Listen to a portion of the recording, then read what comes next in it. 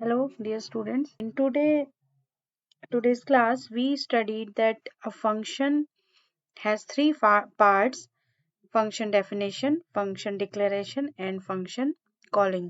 तो सबसे पहले हम देखते हैं कि हम फंक्शन को डिफाइन कैसे करते हैं।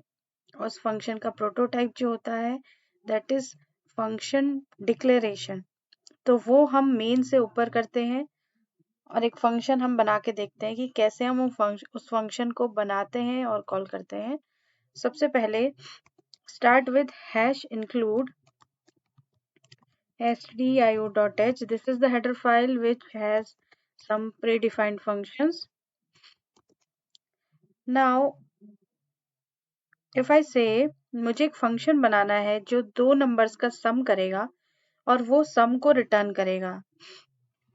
तो आज हमने क्लास में देखा था कि एक फंक्शन है जो इंटीजर टाइप, क्योंकि मैं दो इंटीजर वैल्यूज का सम करूंगी और वो फंक्शन उन सम को रिटर्न करेगा। तो वो सम किस टाइप का होगा? इंटीजर टाइप का।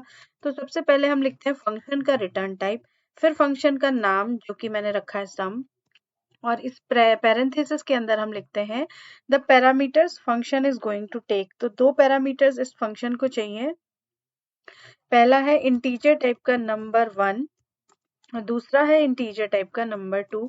इन दो नंबर्स का num1 और num2 का सम ये फंक्शन करेगा और उनका सम रिटर्न करेगा। तो यहाँ पे सेमीकोलन का मतलब है कि ये बन गया मेरा प्रोटोटाइप। ये मैंने फंक्शन को डिक्लेयर किया कि ये फंक्शन मैं अपने मेन में कहीं पे यूज करूंगी।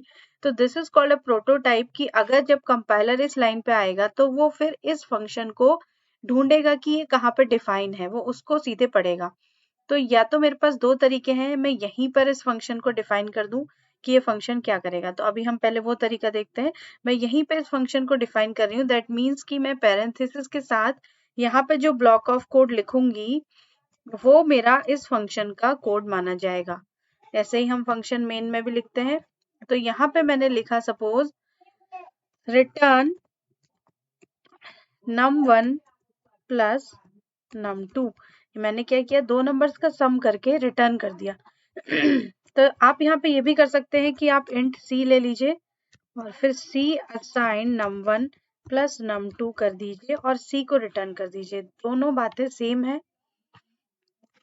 मैं एक एक्स्ट्रा वेरिएबल ना लेके यहाँ पे रिटर्न कर रही थी num1 प्लस num2। तो ये मेरा एक फंक्शन बन गया। मैंने क्या करा, function define. This is called function definition. मैंने एक फंक्शन बनाया जो दो पैरामीटर्स दो नंबर्स लेगा और वो इस सी में सम करने के बाद उस सी को रिटर्न करेगा। तो ये फंक्शन मेरा बन गया।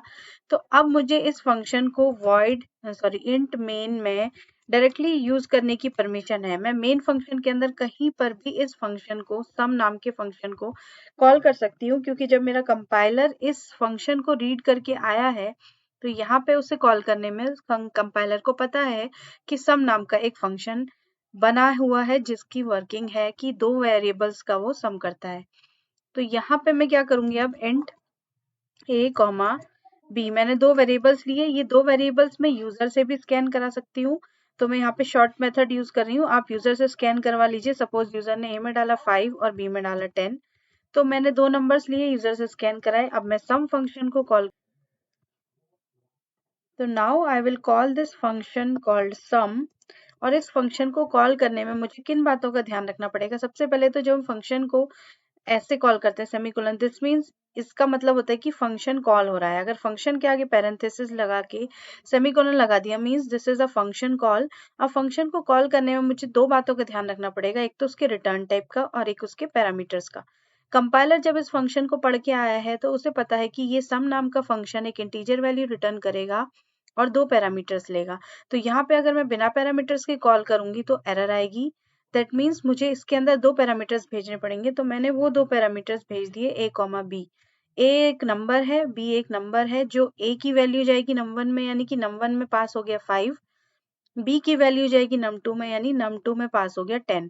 अब ये फंक्शन के पैरामीटर्स की कंडीशन तो मैंने पूरी कर ली, but the second condition is कि ये फंक्शन कुछ इंटीजर वैल्यू रिटर्न करेगा। तो जब फंक्शन कुछ रिटर्न करेगा तो हमें उसे किसी वेरिएबल में होल्ड करना पड़ेगा। तो मैंने यहाँ पे एक वेरिएबल लिया s। तो s इज द वेरिएबल जो क्या रिटर्न करेगा, अब सपोज ये मेरा फंक्शन है, मैंने 5 और 10 पास किया तो वो यहाँ आएगा 5 और 10, और सी में क्या होगा 10 + 5 15, और फंक्शन रिटर्न करेगा 15, तो वो 15 रिटर्न करेगा फंक्शन यहाँ पे एस में। तो एस में जब वो फंक्शन 15 रिटर्न करेगा तो मैं उस एस को अब प्रिंट कराऊंगी %d कॉमा एस से, और यहाँ पे मेरा आंसर आएगा 15। Okay, and when I run this project the output is 15। यहाँ पे 15 है क्योंकि मैंने यूजर से कुछ नहीं पूछा था, स्टैटिक वैल्यूज हैं, तो the output is printed with this, output is 15।